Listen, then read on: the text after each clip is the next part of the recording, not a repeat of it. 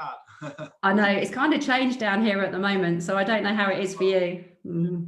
Lockdown's not going to be so much fun with no sunshine. Not at all, not at all. No, it's not. So we're going to talk about you both and careers and highlights and all that kind of stuff. But before we do, we're kind of edging closer to the proposed date, which is the 4th of July. Obviously, we're waiting for confirmation and guidelines. But firstly, let's talk about how you've been keeping in touch with the team and what you've been doing.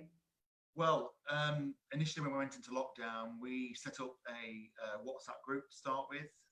Well, a couple of WhatsApp groups, to be fair. They were different for different people. So we've got a general one for all the staff, and then we've got a managerial one, an apprentice one, and a beauty one. And throughout lockdown, we've been doing bingo, we've been doing quizzes. The guys have been doing supermarket sweep on a Wednesday. Brilliant. So yeah, so we've used it for fun and business really. So we've kept in contact with them and let them know any changes that we've needed to make or any updates that we've got. Okay. And fun stuff as well. So it's been a really nice way of keeping in contact with them. I think Terry is a secret DJ, isn't she? So Terry Kay, if you're watching, looking like she could have a whole new career going on. Oh, festival lady, definitely. I think the first 2 or 3 weeks, it was definitely holiday mode for Terry. So it was definitely, I'm not going to no festivals this year, so I'm going to have one in my back room. Good for her. Good for her. Sorry, Mark, you were going to say. No, and I think it's like, we have to remember that, people, like Terry, she's always worked, never had this amount of time off. So it feels very strange for a lot of people. We've got all this spare time. And, talking about the team and keeping in touch, I think one of the things that's been the hardest for us is that we haven't had the answers to give them all the time. Yeah. You're in control of your business, in control of your team, you're in control of the training. And it's been a bit like asking questions, and we do not have the definite answers for them. It's been hard in that way. Yeah, we really need these guidelines, don't we, so that the industry can know what they're preparing for. And what, in terms of preparing to go back, what have you done or are starting to do? What's the kind of the Mark Leeson plan? Well, again, until we get official guidelines, nothing is 100% in stone. But obviously, we've done all the necessary PPE. We've done the risk assessment. We've split the teams up into 2 shifts. Okay, so how will that work? Well, we're increasing the opening hours, so we're going to be opening from 8 till 8:30 and doing 2 shift patterns of 6 hours each. Okay. Kept it at 6 hours because we don't have to do any lunches and there's no staff room being used and things like that. Okay, yeah. And they're just going to alternate from week to week on these different shifts. So working same kind of hours-ish. Yeah. On different times so that we can obviously social distance within the salon and make sure there's not too many people in there, but still offer the right amount of appointments to our clients. So yeah, we've done all that kind of things. We've been in consultations with all the team and getting their opinions on things, and PPE has been a bit of a nightmare, but we're kind of there at the moment, sort of thing. Right.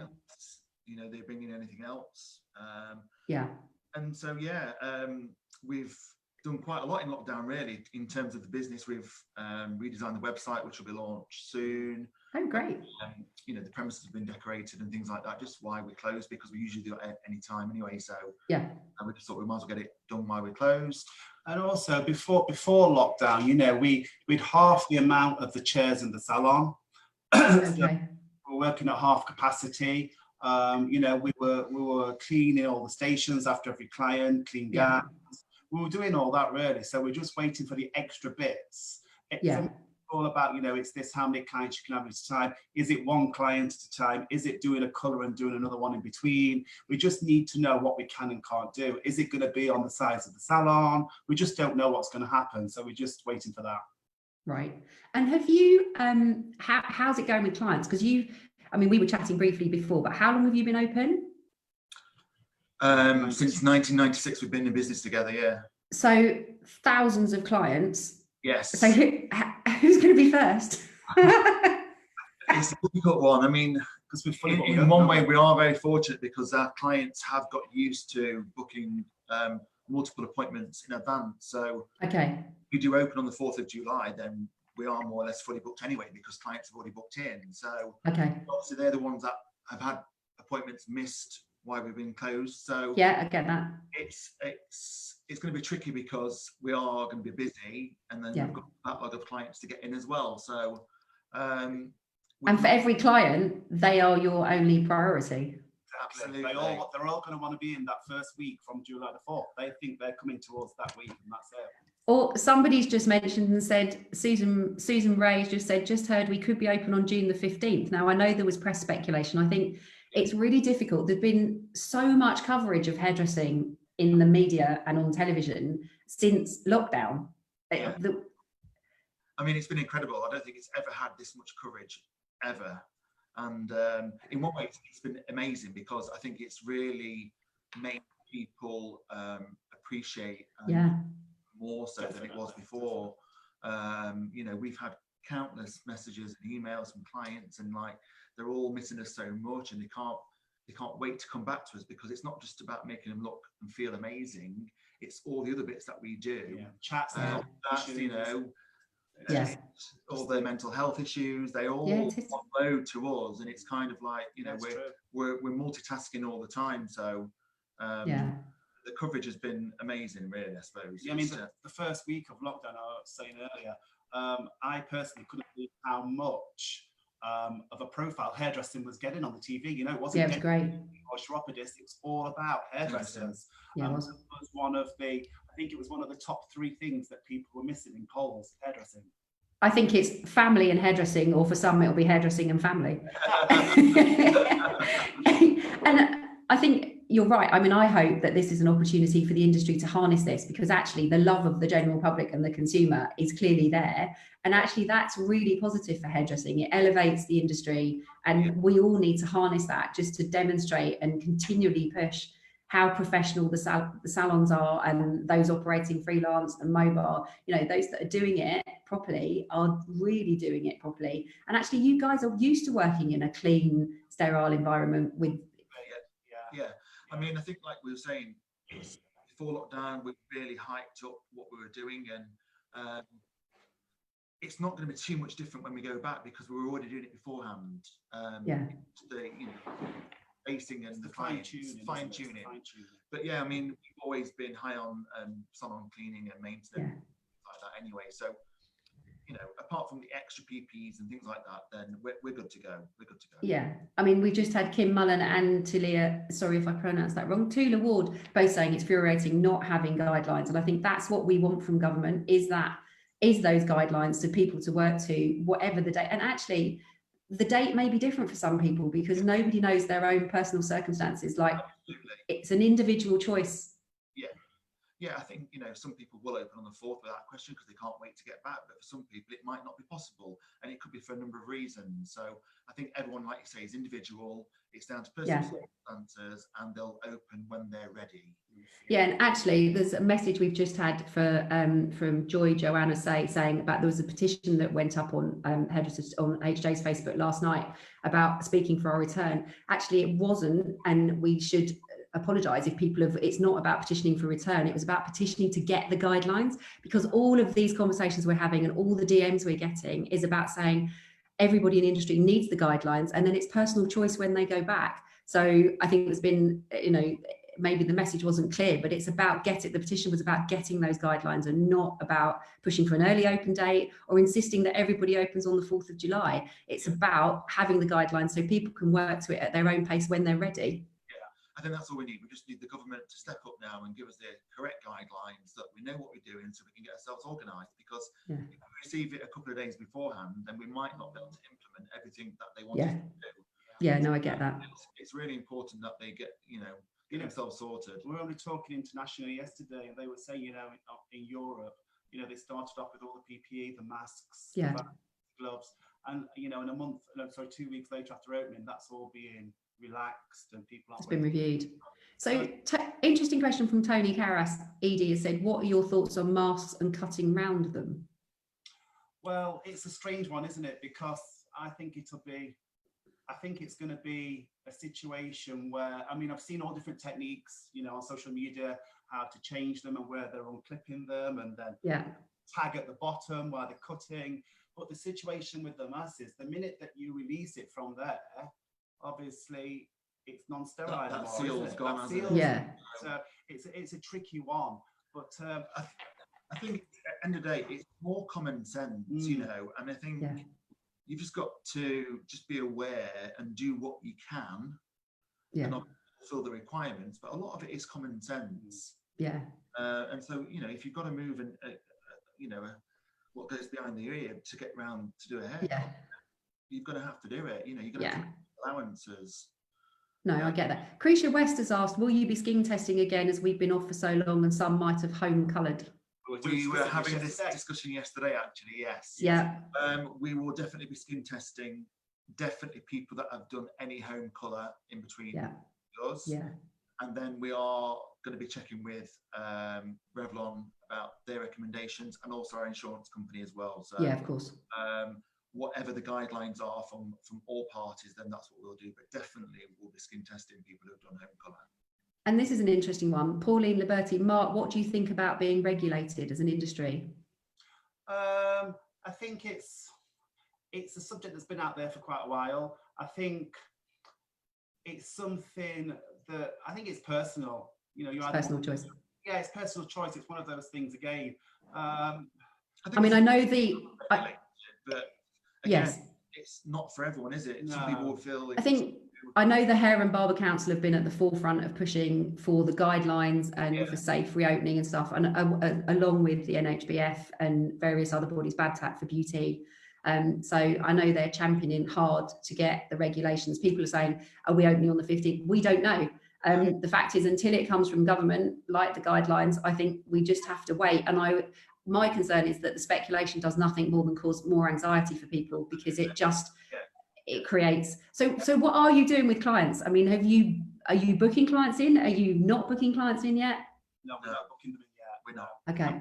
Because it's like we were saying earlier, if we book them in and the dates don't arrive, then we've got to change all the appointments again, and they're going to get crossed because they're going to be so excited to be coming in and getting the hair sorted. And it's that deflation that they're not going to get it done again. So we've kept in contact with the clients. Have you? Yes. So they've had countless emails. Obviously, we've been we've been using our social media to the best of our ability. Yeah. All of our clients that were booked in during lockdown have had a personal phone call, you know, see how they are, talk about their appointments, let them know what we're thinking of doing, when we're going to be doing it. And so they had an update last week, you know, saying that we are getting ready to open. We just got final confirmation from the government regarding dates and restrictions, and they'll be in touch regarding getting appointments sorted. But we just feel it's a little bit too early yet to start booking clients in when we don't know for sure. And actually, I know a lot of people have been talking about this, because I've certainly seen it on our social media channels. Obviously, with the increase in PPE and gowns and towels, the whole disposable route and what that does to the environment and stuff. What are you guys? What do you use already? What are you going to be doing? Yeah, I mean, to be fair, we already use a lot of disposable in the first place, so we're not going to use an awful lot more. Apart from disposable aprons, which we don't use at the moment. And we are sourcing some disposable gowns for salon. Mansfield, we are fortunate that we've got enough gowns that we can re-wash every night. And we've got our washing facilities and washer and dryer. Mansfield hasn't, so I think they'll be having disposable gowns. But we use easy dry towels, so it's personal towel for everyone, so that's very hygienic. We plastic capes for colouring and things like that. So we've always done that. So too much more for us, really. Okay, so I don't want to run out of time, and we've not started talking about you guys yet. So business and life partners. Now, for people, which came first? Life. 27 years ago, life. Right. What, you got life, Richard? Or... Yeah, 27 years ago together. So and then we started working together in 1996, so 24 years ago. And 24/7 ever since, really. So lockdown's nothing new to us. This is this is the norm. So how do you split the role? I mean, because from outsiders, we see this hugely successful multi-award winning salons, teams. You have really successful teams. You've nurtured that talent and grown it with you. How do you split the roles in the business to start with? Initially, I came in mainly to do business. Right. Okay. We were only one salon then, so I was running the salon. I was front of house. I was doing the salaries, doing everything, and then it kind of changed, and I became very creative and got involved with salon life, really. So I still do all the business side as well as being creative. Yeah. And it works. The goal's always been obviously to make Mark the front man sort of thing. So I've always kind of been in the background, which is absolutely fine because that's how we wanted to pitch it. But I'm busy with clients 3 days a week. I obviously involved with all the photo shoots and shows that we do, and which I don't think people realise, because I know I certainly didn't. Yeah, I think we've just never publicised it because I think we obviously wanted Mark to be the main focus, and it's just how it is, and I'm more than happy with that because that was the goal, sort of thing. So yeah, I mean, years ago, it was Richard that put me on the path, to enter the awards. We 1996, and we were saving because we're in a little salon that we bought off the guy that I'd been working for 12 years. So we've been in town, since I was 16, now 52. So I've been in that town a long time, and it was his vision to start entering the awards, the BHAs, and in 2004 we entered. No, 2003 we entered for the first time. We were finalised. 2004 we looked, we learnt, we assessed, and we won 4, 5 and 6, as you know, for Eastern region, and then 2007 the colour. So it was a kind of, we got the bug, we got the taste for it, and then eventually, of course, it was his goal really to get myself nominated for British, and so that goes back to where the goal was always Mark. I think I wouldn't be, or we wouldn't be where we are today if it wasn't his force behind our team. He encourages the whole, in that way, and then creatively it's just one big melting pot between us all. I was going to say, how does that work? It works in a way that, I mean, yourself, BHAs and photo shoots are in my blood. Do you know what I mean? We do at the moment, we do 7 shoots a year. So that creativeness has to be fulfilled and moving it on. But it's mainly coming up with an idea and then putting that idea to the team, and then a melting pot. Everybody puts ideas in. And sometimes, we're such a strong team in the way as the art team. It's like, if I have to know, because everything that we do, we draw, we have references, we have pictures and sketches. Sketch can be shown to the team, and then we can change that sketch or add to it or take away. But also I listen a lot to the younger ones, because if they don't like something, then I want to know why. Don't just tell me that you don't like it. Give me some inspiration. Tell me what can work it between us. But in that, we do have regular meetings, and as I said, it melts together. And from a PR point of view, you've used the awards, I think, really well. And you obviously use it locally as well, from what I can understand. I think we've been very fortunate and very lucky. We've got 23 of those silver ladies, which is that's a lot. And yes, we've used it locally, obviously, to promote the salons, to promote our team. Use it as a staff retention tool, because obviously to progress their careers, and it's not just about us, it's about the people that's been on the journey with us.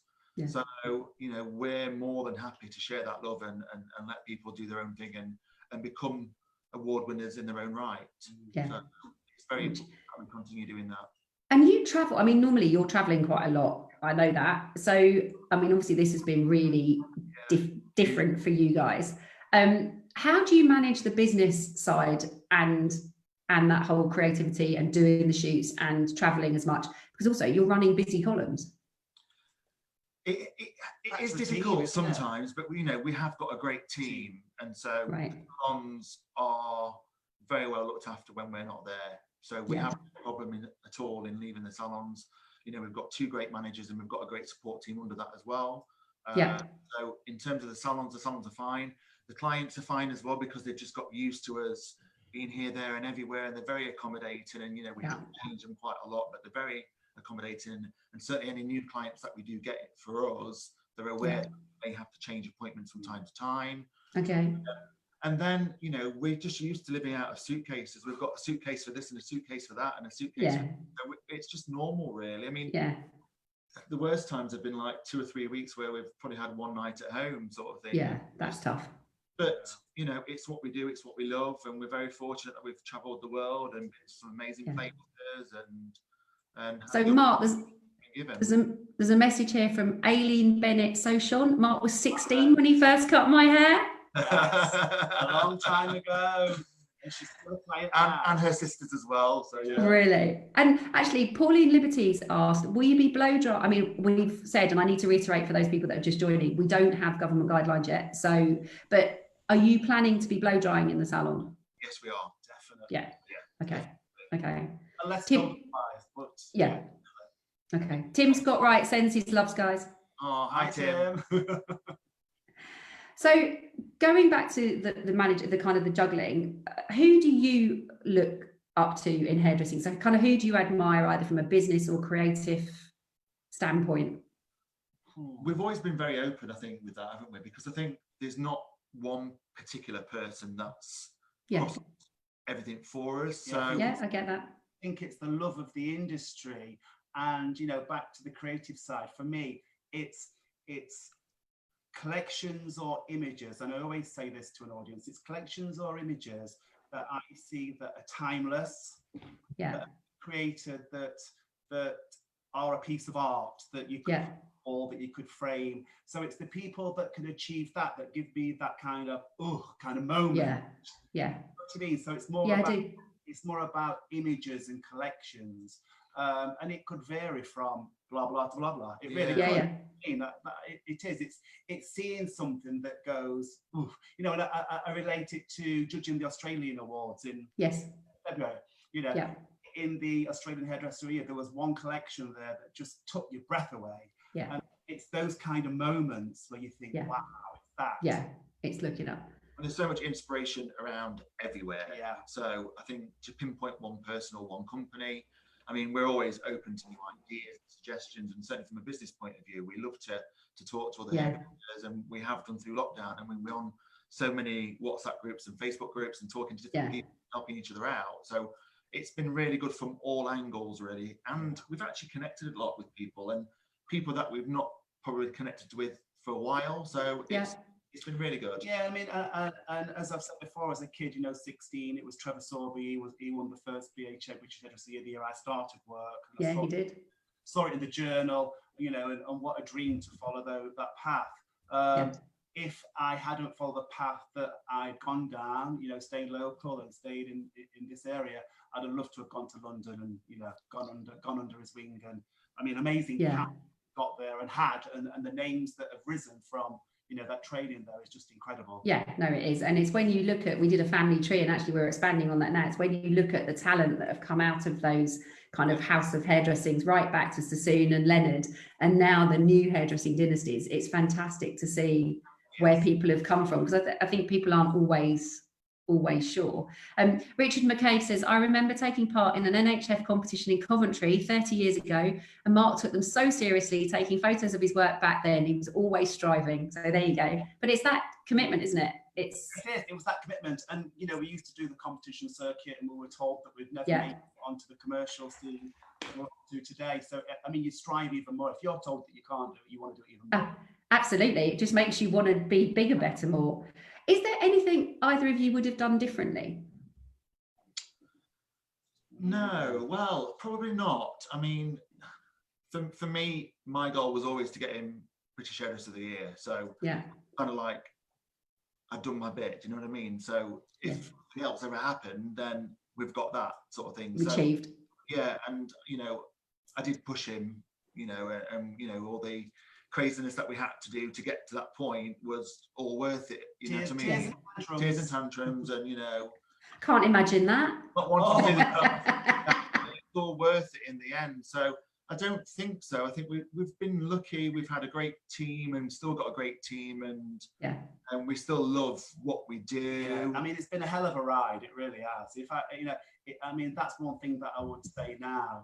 It's been a hell of a ride, and we've had an amazing journey. And when you look at the countries that we've visited, I think we've done about 70 countries. Do you know what I mean? It's crazy. Fantastic opportunity. I mean, from getting up at 5 o'clock and sailing across the river in Hong Kong to the exhibition center, doing a conference for 3,000 people, and you stand there and you think, this is me from Mansfield. Do you know what I mean? It's just amazing. So it's been a hell of a journey. No, I get that. Tula Ward's right. She said, and you mentioned it before, I think what this lockdown has done, it's made hairdressing a real community. And she was saying the wider hairdressing community and the lives that we've pushed out, tutorials, people have been sharing education. I think that's been fantastic, that real sense of camaraderie and sharing. And actually, I hope that continues long after lockdown is over. Yeah. I mean, we've been in contact, like a lot of the guys that you've interviewed here. I mean, we've been in contact with lots of the hairdressers. Socialize with and mix with, and it's been ongoing. It's still ongoing now. The problem, the ring. I mean, at one point he was getting up in his dressing gown. I think for the first 2 weeks, I used to get up in the morning and I never got out of my dressing gown because literally the phone just didn't stop for 5 hours a day. And it was just there's no point in getting changed now because I'm going to bed in half an hour. I kept saying, what do they expect you to do? You don't know anything. Just all these people that we've not spoken to for a long time. They're ringing up, and it's like, I mean, it's been great. It's been great. So. What would you, when you're looking for assistance in the salon now, new people starting out, what are you looking for? I mean, obviously that has become more and more difficult as it has passed, and I think 16-year-olds are a different breed now to what they were 10 years ago, even 5 years ago. And I think social media has a lot to do with that and things. So they want to run before they can walk, and want everything now. But I think we're definitely looking for someone with passion, who's confident, is a people's person, because we're not just delivering a haircut or a haircut, we're delivering so much more. And so we're looking for a package. They do the interview, and then we invite them in for a trial to see how to mix with people, to see if they can mix with people, to be honest with you. Absolutely. Obviously, everything's done on social media and texts. They're all used to doing this, aren't they? Rather than face-to-face. Eye contact. So it's just putting putting the person, the individual in the working environment to see how they cope with that. Okay. Now, Claire Ayre said, and it's one of the questions I was going to ask, is there anything you still want to achieve? Oh, that's a good question, isn't it? Well, obviously we still feed the team, and it's great to see them progress.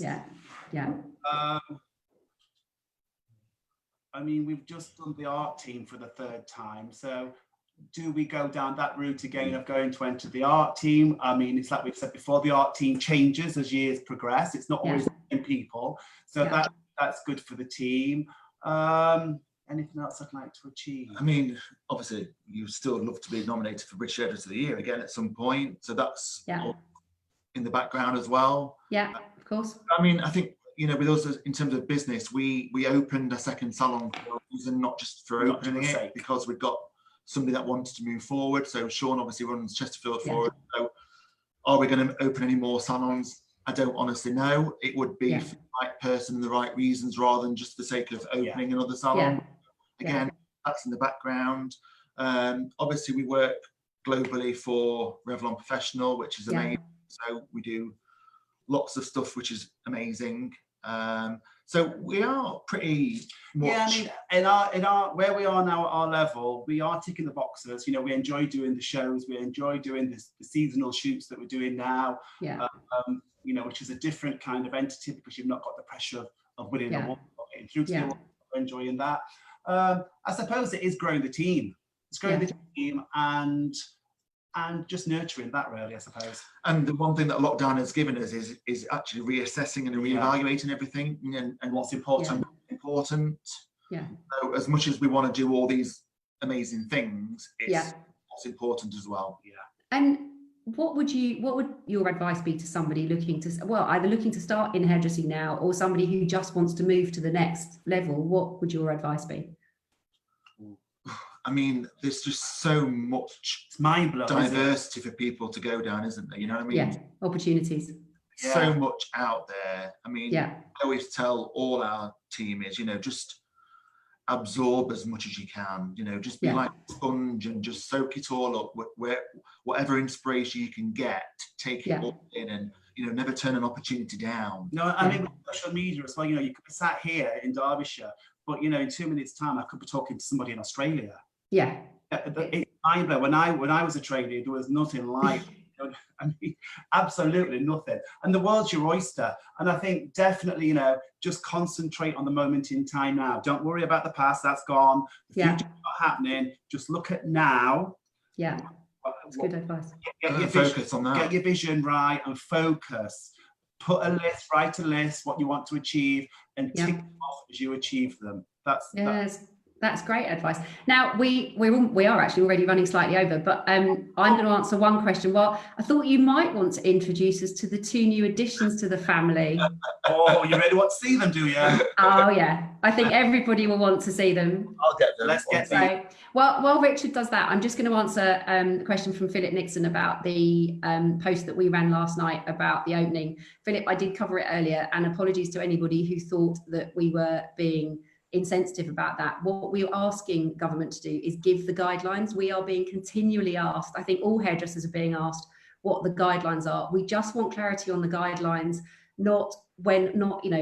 everyone's working to the 4th of July. It's the guidelines that need the clarity, and then it will be a very personal decision for people about when they're ready to open and how.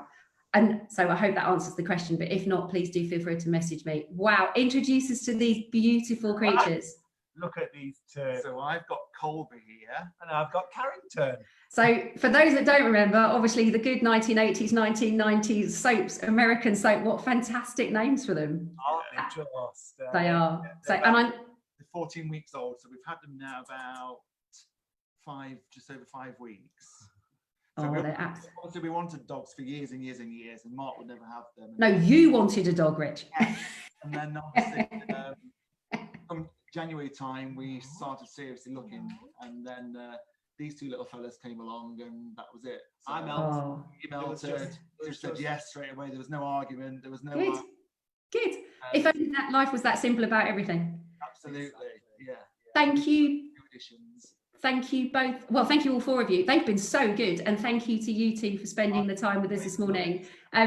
Just to say to people, we don't know when we're going to get guidelines yet. We don't have a reopening date. I know there was press coverage this morning about the 15th of June, but I think we just have to wait. We will continue to just put up what is fact as soon as we get it and get it out to people. And I know the associations are doing the same. So stay safe, enjoy the time with those 2 beautiful little creatures.